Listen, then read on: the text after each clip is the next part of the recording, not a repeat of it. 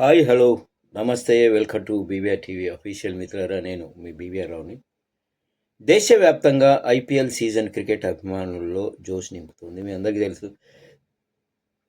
ఇదే సమయంలో బెట్టింగ్ భూతం కూడా వీర విహారం చేస్తుంది. ఈ ఏడాది మార్చి 28న మొదలైన ఐపీఎల్ 2026 సీజన్ మే 31తో ముగుస్తుంది. అంటే ఇంకొక 2 నెలల పాటు ఉంది. దేశంలోని 13 వేదికల్లో నిర్వహించనున్న 74 క్రికెట్ మ్యాచ్ల ద్వారా చాలా భారీ స్థాయిలో బెట్టింగ్కు తెరలేచింది. ఇందుకోసం బెట్టింగ్ మాఫియా పకడ్బందీగా రంగంలోకి దిగినట్టు తెలుస్తుంది. ప్రస్తుతం ఐపీఎల్ సీజన్లో దేశంలో 1.25 లక్షల కోట్ల బెట్టింగ్ దందా సాగుతుందని డిజిటల్ ఇండియా ఫౌండేషన్ అంచనా వేసిందట. కాగా ముఖ్యంగా ఇప్పుడు చెప్పుకోవాల్సింది ఏపీలో బెట్టింగ్ మాఫియా చెలరేగిపోతుంది. అధికార కూటమి నేతలే రింగ్ మాస్టర్ల అవతారం ఎత్తి బెట్టింగ్ దందాకు పాల్పడుతున్నారనే వార్తలు వస్తున్నాయి.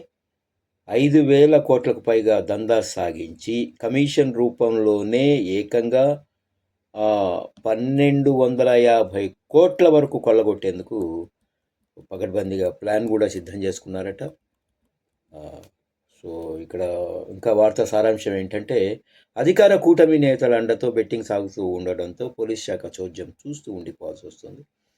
ప్రభుత్వ ఉద్యోగులు, డాక్టర్లు, సాఫ్ట్వేర్ ఇంజనీర్లు, వ్యాపారస్తుల దగ్గర నుంచి మెకానిక్లు, హోటల్లో పనిచేసేవారు, చిన్న చితక పనులు చేసుకునే వారి వరకు కూడా ఈ బెట్టింగ్ ఉచ్చులో చిక్కుకుంటూ ఉన్నారట. విద్యార్థులు సైతం బెట్టింగ్ మహమ్మారి ఏదైతే ఉందో దాని బారిన పడుతున్నారట.